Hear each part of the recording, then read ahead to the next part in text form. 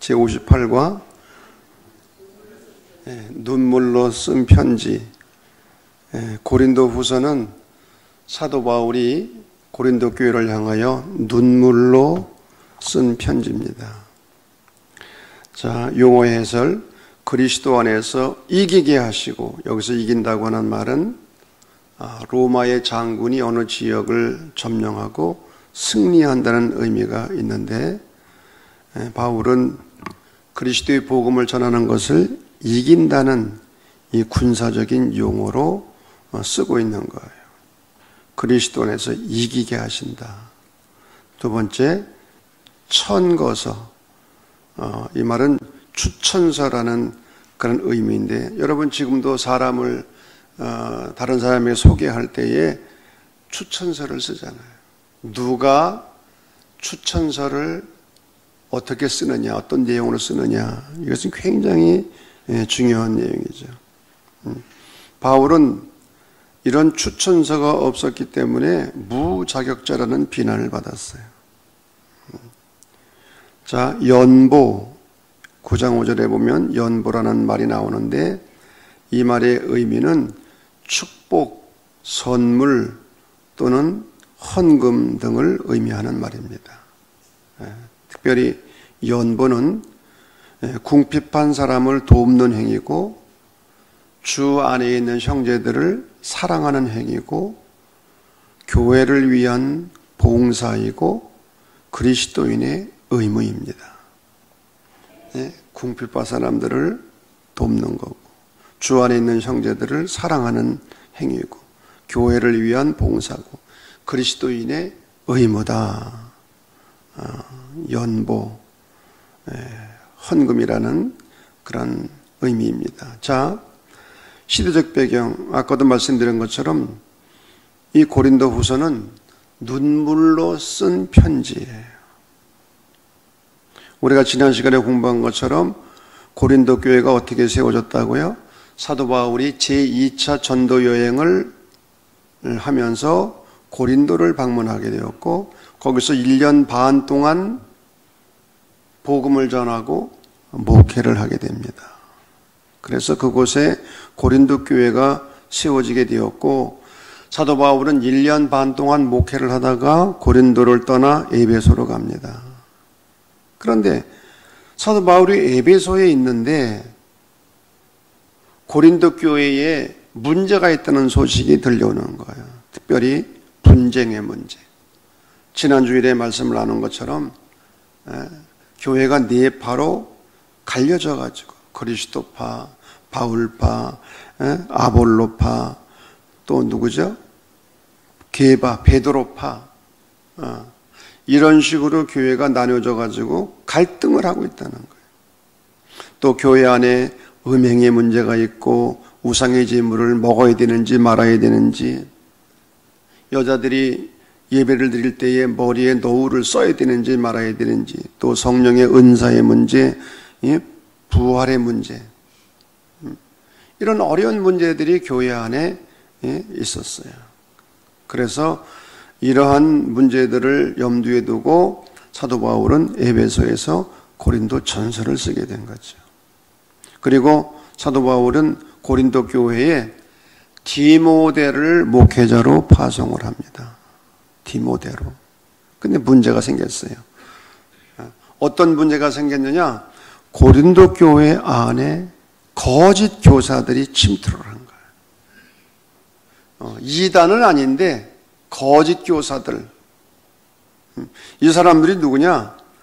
사도 바울의 사도권을 부정하는 사람들이에요. 아니, 어떻게 사도 바울이 예수님의 제자냐, 사도냐? 사도 바울은 사실은 육신적으로 예수님을 만난 적이 없거든요. 12제자처럼. 그러니까 모함을 하고 비난을 하고, 그러다 보니까 고린도 교회가 심각한 위기에 직면하게 되는 거예요. 그래서 목회자인 디모데는 당황을 하게 되었고, 이 소식을 에베소에 있는 바울에게 전하게 되었고, 또 디모데의 보고를 받은 바울이 에베소로 돌아갔는데 오히려 배척만 받고 돌아온 거예요. 예. 그래서 가슴 아픈 방문을 합니다. 2장 1절을 보면 내가 다시는 너희에게 근심 중에 나아가지 아니하기로 스스로 결심하였노니 이제는 안 간다는 거예요. 예? 그러면서 사도 바울은 고린도 교회의 위기를 해결하기 위해서 55년경 강력한 경고와 함께 눈물의 편지를 써서 보내는 거예요. 이 편지를 전달한 사람은 디도였습니다. 디도. 자, 고린도 전서의 신학적 관심이 교회의 일치의 문제라고 그랬어요. 왜? 교회가 분열하고 갈등하니까. 어떻게 교회가 하나가 될 수 있느냐? 우리는 하나의 교회, 거룩한 교회를 고백하는데 어떻게 교회가 하나가 되고 거룩할 수 있느냐? 인간의 지혜를 버리고 하나님의 지혜를 따르라는 거예요. 그래서 지난 주일에 말씀을 전한 것처럼 사도 바울은 인간의 지혜와 하나님의 지혜를 대비시킵니다. 하나님의 지혜가 뭐냐? 바로 예수 그리스도 그리고 그리스도의 십자가 사건. 십자가의 도가 미련한 자들에게는 뭐라고 그랬죠? 구원을 얻는 우리에게는 하나님의 능력이라. 십자가가 뭡니까? 자기 포기, 자기 부정, 자기 비움, 자기 낮아짐, 한마디로 말하면 자기 죽음이죠. 십자가는 철저히 죽는 거잖아요. 예수님이 십자가에서 완전히 죽으셨잖아요. 나를 위해서 죽으신 대속의 십자가가만 있는 것이 아니라 내가 죽어야 될 십자가, 내가 져야 될 십자가. 그래서 이 십자가는 인간을 구원하고 하나 되게 하지만 인간의 지혜와 능력은 파벌과 분쟁을 일으킬 뿐이라는 거예요. 십자가는 모든 인간적인 자기주장과 개인주의적이고 분파적으로 추구하는 구원을 근본적으로 부정합니다. 십자가는 죽는 거니까. 십자가는 믿음의 사람들을 강함이 아니라 약함으로 인도하고 자랑이 아니라 부끄러움으로 인도하고 이미 현재 완성된 구원의 영광에 대한 열광적 환호가 아니라 이 세상에서는 여전히 고난과 죽음의 길을 가도록 인도한다. 십자가의 도를 따르지 않으면 절대로 하나가 될 수 없다는 거예요. 그러면 고린도 후서의 신학적 주제가 뭐냐? 사도의 직분입니다. 말씀드린 것처럼 바울을 대적하는 거짓 교사들이 나타나서 바울의 사도권에 대해서 문제를 제기한 거예요.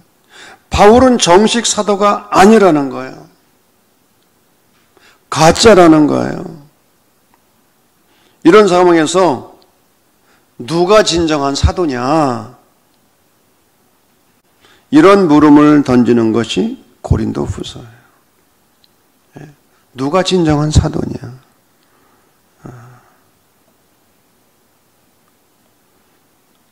자, 말씀의 해석입니다. 인사와 감사.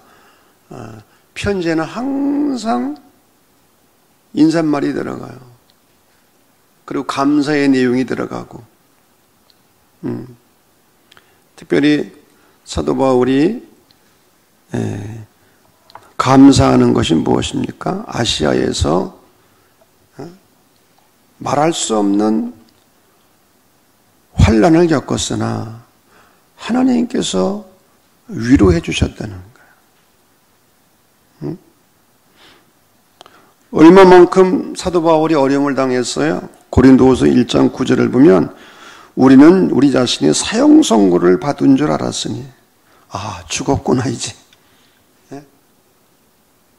얼마나 어렵고 힘들었으면 아, 이제는 죽었구나. 사형 선고를 받았구나. 그 정도로 어림을 겪었어요. 그런데 하나님께서 위로해 주셨다는 거. 위로. 3절 말씀 찬송하리로다. 그는 우리 주 예수 그리스도의 하나님이시여 자비의 아버지시여 모든 위로의 하나님이시며 4절 말씀 다 같이 읽겠습니다. 우리의 모든 환난 중에서 우리를 위로하사 우리로 하여금 하나님께 받는 위로로서 모든 환난 중에 있는 자들을 능히 위로하게 하시는 이시로다. 아멘.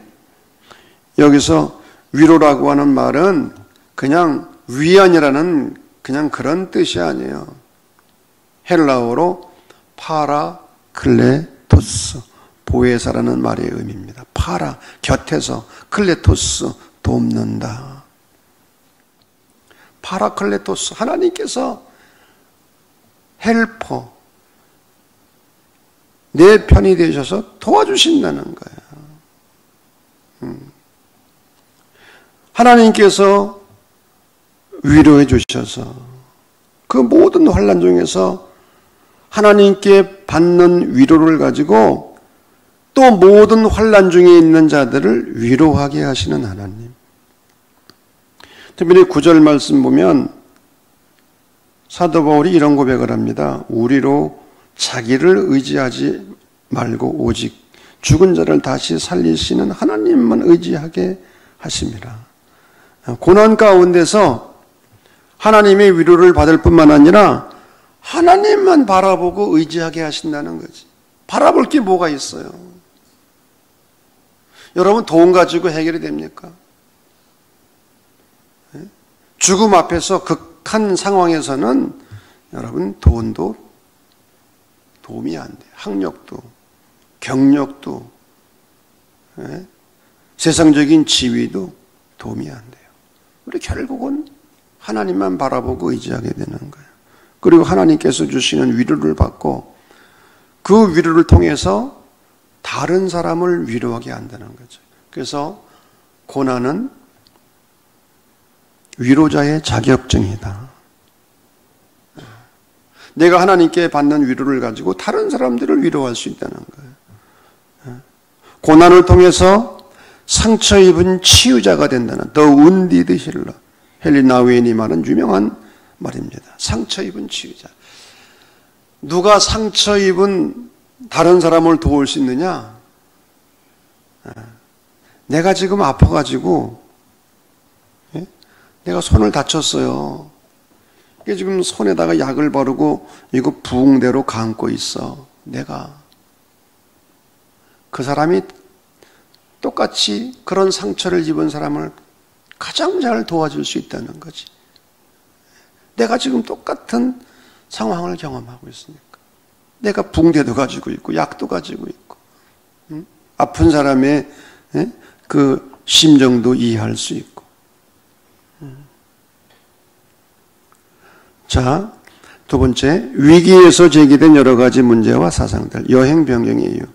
사도 바울은 고린도 교회를 다시 가려고 하다가 여행 방문을 취소합니다. 왜? 자기로 인해서 다시 분열이 생길까 봐. 교회 안에 사도 바울을 지지하는 사람도 있을 것이고 또 사도 바울을 부정하는 그런 거짓 사람들의 교사들의 미혹에 넘어가서 그쪽 사람들도 있을 거 아니에요. 근데 사도 바울이 갔다가는 교회가 더 분열이 되고 어려움을 겪을까 봐 오히려 염려를 해서 안 간다는 거지. 이제는 더 이상 안 간다는 거예요. 그러면서 괴로운 마음을 가지고 눈물로 편지를 쓰는 거예요. 그러면서 거짓 교사들과 그들에게 미혹된 사람들이 교회의 규칙에 의해서 처벌을 받았다 할지라도 빨리 서로 용서하고 화해를 해서 단결된 교회가 되기를 원하고 있는 거예요. 예. 여러분 그럴 거 아닙니까? 서로 갈등하고 싸우고. 근데 공동체 안에서 어떤 문제를 가지고 서로 갈등하고 싸우는 것은 사탄에게 이용되는 거라는 거예요. 사탄에게. 2장 11절에 그런 말이 있습니다. 예? 서로 미움과 시기와 증오심을 가지고 특별히 여러분 교회 안에서 섭섭한 마음이 교회를 분열시키고 큰 문제를 야기시킬, 뭐 시기 질투 싸움은 말할 것도 없고 이런 것들은 네? 섭섭증, 섭섭하다. 여러분 그런 때가 있어요 없어요? 섭섭하다. 그런 감정이 오히려 교회를 분열시키고 파괴시킬 수 있다는 거야. 왜? 사탄이 그걸 이용하는 거야, 사탄이. 여러분, 교회 문제는 처음부터 큰 것으로 인해서 발생하지 않아요. 작은 감정으로부터.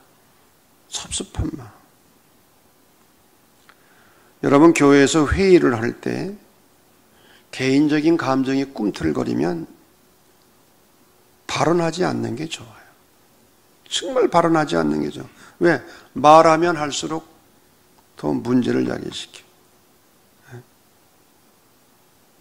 본인은 그러지 않는다 할지 몰라도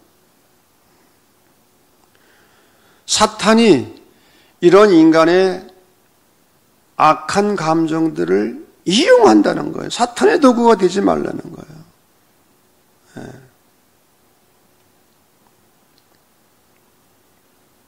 2장 12절부터 17절에 보면 그리스도의 향기라는 말이 나옵니다.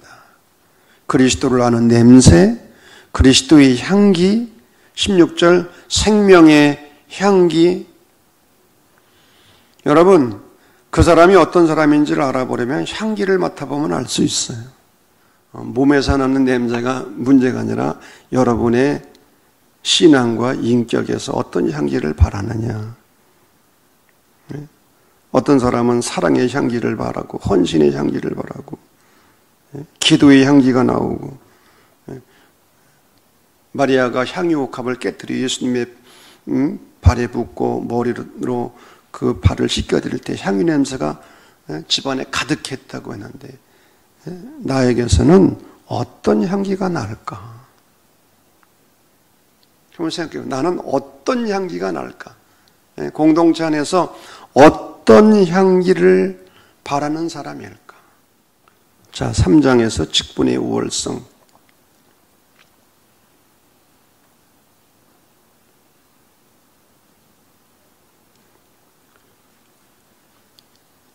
바울을 비난하는 사람들을 향하여 추천서가 필요하냐고 나에게 추천서가 필요하냐? 근데 사도 바울이 뭐라고 그러는지 알아요? 고린도 교회와 성도들이 추천서라는 거지. 아니, 결과를 보면 알지, 결과를. 가서 1년 반 동안 열심히 복음을 전해서 아무것도 없는 이방인 지역에서 복음을 전하고, 그래서 교인들이 생겨나고, 교회가 생겨나고, 그것보다 더 값진 추천서가 어디 있어? 결과로 보여주는 거지, 결과로. 종이장이 필요합니까? 종이장이? 종이장이 없다고 추천서, 종이로 쓴 추천서가 없다고 사도 바울을 비난하는 사람들에게 바로 나는 여러분들이 추천서다. 종이로 쓴 편지가 아니라 여러분 자체가, 고린도 교회 자체가 추천서라고 이야기합니다. 그리고 새 사역자, 새 사역자가 누구냐? 모세는 율법을 전하는 사역자였지만 새 사역자가 누구냐? 예수 그리스도의 주 되심을 전파하고 그의 종된 것을 전파하는 사람이 새 사역자라는 거죠. 모세는 율법을 증거했어요. 그런 새 사역자는 예수님이 주님이신 것을 증거하는 사람이 새 사역자라는 거예요. 사도 바울은 복음을 전하면서 말로 다 할 수 없는 시련과 고난을 겪었어요. 사도 바울은 자신을 무엇에 비유를 했어요? 4장 7절 우리가 이 보배를 질그릇에 가졌으니 이는 심히 큰 능력은 하나님께 있고 우리에게 있지 아니함을 알게 하려 함이라. 자신을 질그릇에 비유합니다. 질그릇. 깨어지기 쉬운 그릇. 흙으로 만든, 여기 도자기를 말하는 게 아니에요. 그냥 흙으로 만들어서 아무렇게나 쓸 수 있는.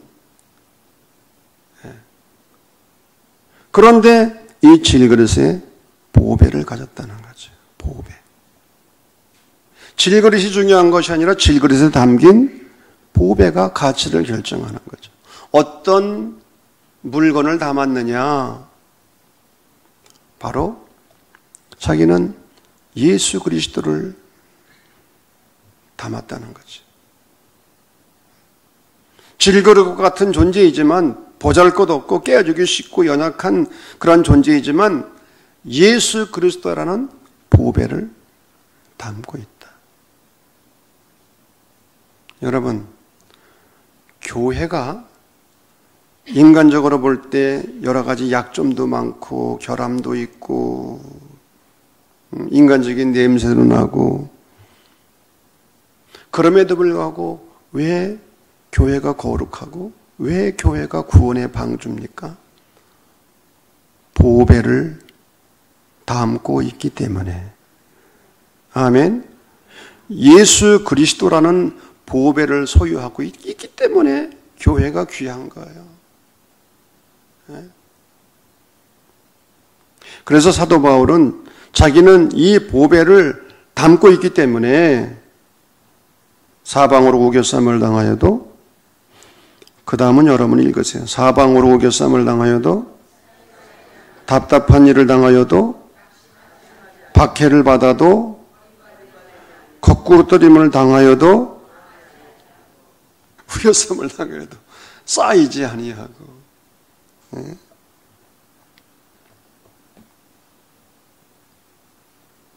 왜? 예수 그리스도의 죽음을 날마다 몸에 지니고 있기 때문에. 내가 죽었는데 뭐 더 이상 말할 필요가 뭐가 있어? 내가 죽었는데 공격받아요? 죽은 자는 말이 없다고 그랬는데. 우리의 겉사람은 낡아지나 우리의 속사람은 날로 새로워지도다. 보이는 것은 잠깐이요 보이지 않는 것이 영원하다. 땅에 있는 우리의 장막집이 무너지면 영원한 하나님의 집이 우리에게 있는 것을 안다. 여기서 장막집은 우리의 육체를 의미하는 육체. 육체는 다 무너지게 돼 있어요. 장막이 허물어지듯이. 그러면서 사도 바울은 자신에게 그리스도인들은 그리스도의 사신, 대사라고 말합니다. 그리스도의 대사다. 그리스도인 누구냐? 그리스도의 대사다. 대사가 무슨 뜻입니까? 헬라어로 프레스부테스라고 하는 말인데, 로마가 지중해 일대를 지배할 때 땅이 너무 넓으니까 황제가 가서 직접 다스릴 수가 없잖아요. 그래서 황제는 전권 대산을 보내는 거예요. 막강한 황제의 권한을 대신 주어서 그 지역에 가서 그 지역을 황제 대신 다스리도록 하는 거예요. 이게 대사예요. 그래서 이 대사는 황제와 지역 백성 사이의 중간 역할을 하고요. 황제의 뜻을 잘 전달하고 또 황제에게 잘 순종하는 백성들이 되도록 하고요. 이 대사는 아무리 먼 곳에 가 있어도 본국에 소속되어 있어요. 본국의 대변자예요. 로마 제국의 영광과 치욕은 이 대사에게 달렸어요. 대사가 잘하면 로마의 영광이 돌아가고 대사가 잘못하면 로마의 치욕이 돌아가는 거예요.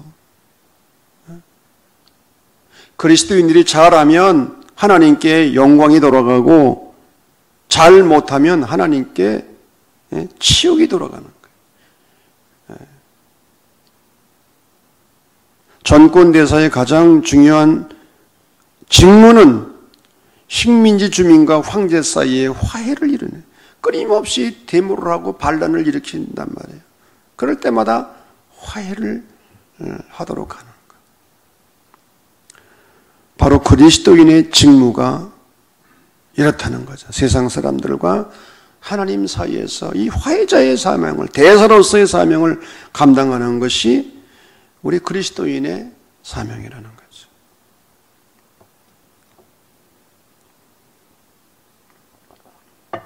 오늘 재미난 글을 하나 읽었어요. 6장에 보면 하나님의 은혜를 헛되이 받지 말라. 이르시되 내가 은혜 베풀 때 너에게 듣고 보라 지금은 은혜 받을 만한 때요 보라 지금은 구원의 날이다. 지금이 중요하다는 거예요. 우리가 잘 아는 것처럼 영어의 프리젠트, 현재라는 말이 현재, 프리젠트.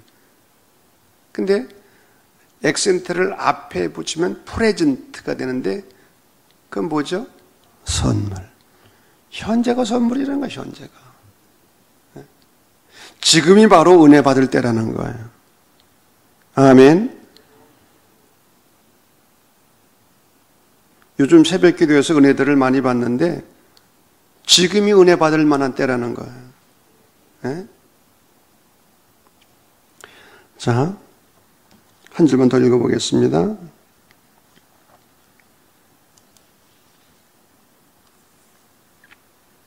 (6장 13절) 너희도 마음을 넓혀라. 네? 마음을 넓히라는 거예요. 밴댕이 소갓질처럼 그렇게 먹지 말고 바울의 기쁨 7장입니다. 사도 바울이 이 고린도 후서를 보내고 처음에는 후회를 한 것 같아요. 왜? 책망하는 내용도 들어가고 그런데 나중에는 도리어 기뻐했다는 거지. 왜? 하나님의 뜻대로 하는 근심은 후회할 것이 없는 구원에 이르는 회개를 이루기 때문에 책망의 말을 듣고 섭섭하면은 이건 사탄의 도구가 되는 거고 구원에 이르는 회개를 이루면 이게 은혜가 되는 거죠. 은혜. 사탄의 뜻에 맞는 근심이냐 아니면 하나님의 뜻에 맞는 근심이냐. 자, 8장에서 9장 15절을 보게 되면 마게도냐 교회에 모범이 있어요. 모범. 이 마게도냐 교회는 헌금을 해가지고 가난한 교회를 도운 거예요. 특별히 예루살렘 교회가 박해를 받아서 어려움을 당하니까, 아니 박해를 받는데 어떻게 교회가 존재할 수 있습니까? 근데 이방 교회들이 헌금을 해가지고 예루살렘 모교회를 위해서 보내주는 거예요. 그러면서 8장 2절을 보면 환난의 많은 시련 가운데서 그들의 넘치는 기쁨과 극심한 가난이 그들의 풍성한 연부를 넘치도록 하게 하였다. 넘치는 기쁨이 있으니까 극심한 가난 가운데서도 풍성한 연부를 넘치도록 했다는 거예요. 가난 속에서도 심에 지나도록 3절 심에 지나도록 5절 자신을 먼저 죽게 드리고 우리가 물질을 드리기 전에 자신을 먼저 드리는 거지. 자신을 물질을 드린다고 하는 것은 자신을 하나님께 드린다는 헌신의 사인 아닙니까? 자, 이 중요한 게 이제 사도 바울이 자신을 변론해요. 10장부터 13장 10절까지 이게 이제 고린도서의 클라이막스인데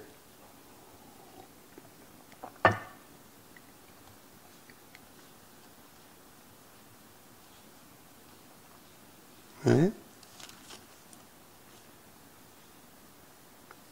11절에 보면 그러잖아요. 11장 1절 보면 원하건대 너희는 나의 좀 어리석은 것을 용납하라. 청하건대 나를 용납하라. 그러니까 사도 바울이 자기 자랑 좀 하겠다는 거야. 너희들이 자꾸만 나를 가짜라고 그러고 거짓 사도라고 그러고 비난하고 공격하고 그러니까 나도 어쩔 수 없이 어리석은 자처럼 내 자랑 좀 하겠다는 거예요. 내 자랑. 근데 여러분 사도 바울이 자랑할 게 얼마나 많았어요. 11장 1절부터 15절을 보면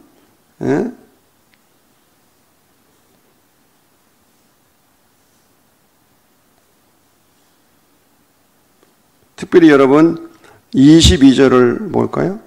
그들이 히브리인이냐? 나도 그러하며 그들이 이스라엘인이냐? 나도 그러하며 그들이 아브라함의 후손이냐? 나도 그러하며 그들이 그리스도의 일꾼이냐?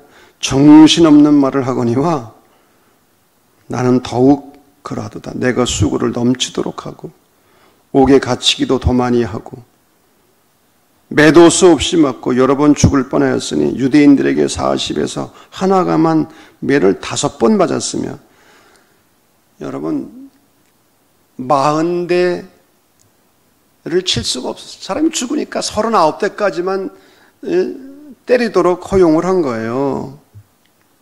3번 태장으로 맞고 1번 돌로 맞고 3번 파선하고 일주일을 깊은 바다에서 지내고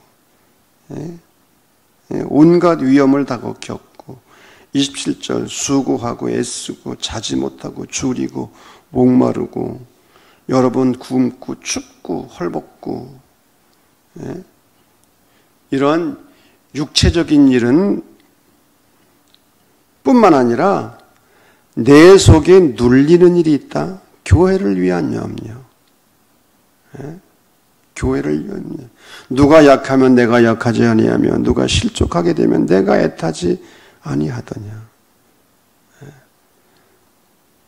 사도 바울만큼 여러분 학벌 좋고 배경 좋고 가문 좋고 이 사도 바울이 그 당시 바리새인이었는데 이 바리새인은 유대교회의 고위 성직자입니다. 고위 수도사. 사도 바울은 그리스도인이 안 되었다고 한다면 유대교회에서 최고의 자리에까지 올라갈 수 있는 자격을 갖춘 사람. 그런 사람이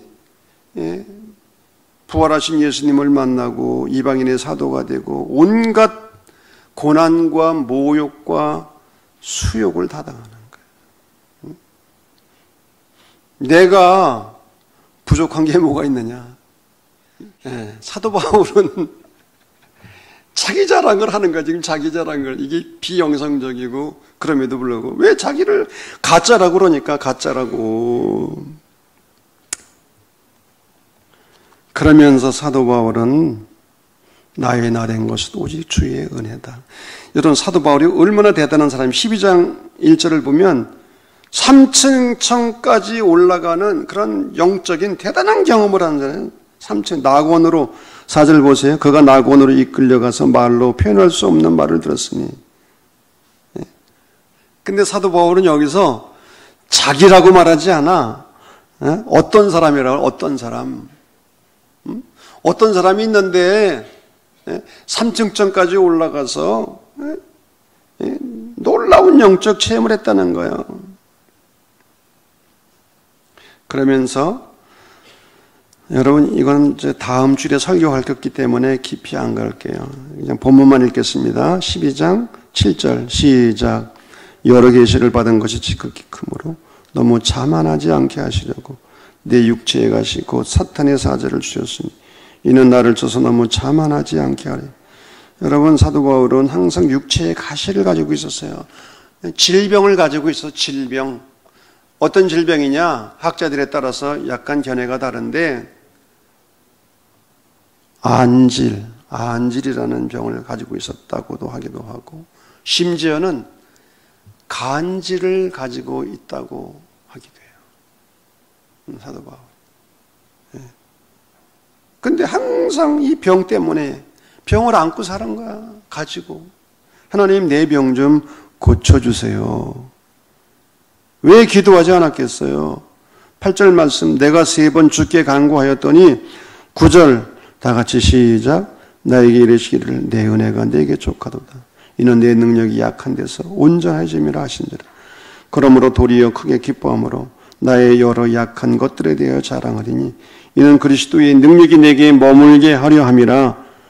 그러므로 내가 그리스도를 위하여 약한 것들과 능력과 궁핍과 박해와 공고를 기뻐하노니 이는 내가 약한 그때 강함이라.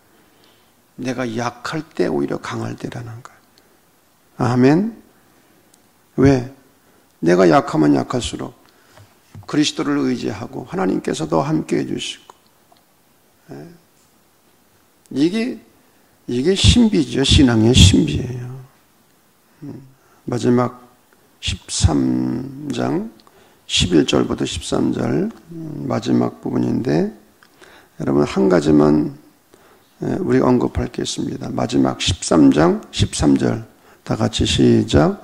주 예수 그리스도의 은혜와 하나님의 사랑과 성령의 교통하심이 너희 무리와 함께 있을지어다. 이게 축도의 원형이에요. 베네딕션.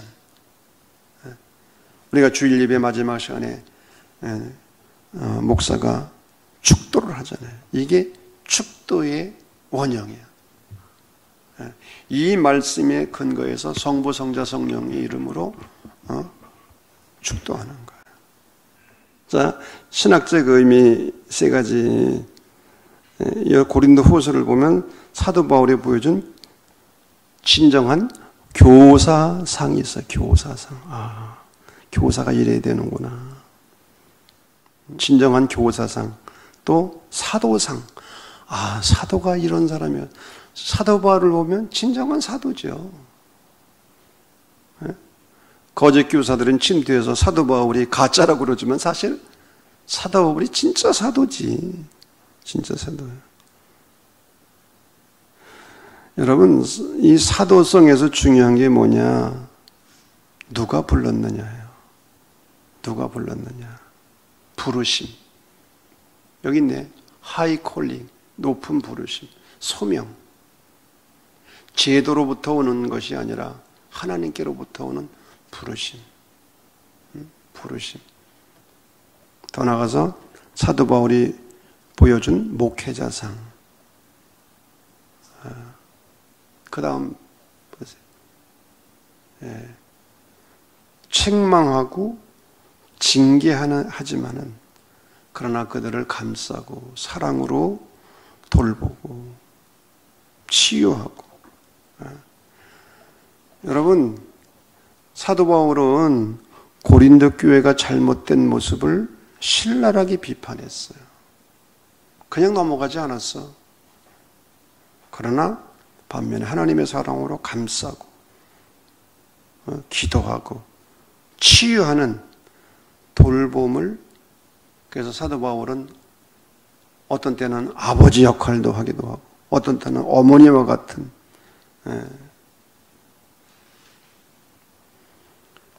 자, 여러분, 고린도 후서 굉장히 은혜스러운 책입니다. 은혜스러운 성경이에요. 이 성경을 읽고 주님이 주시는 더 큰 깨달음과 은혜를 공급받기를 간절히 소원하고,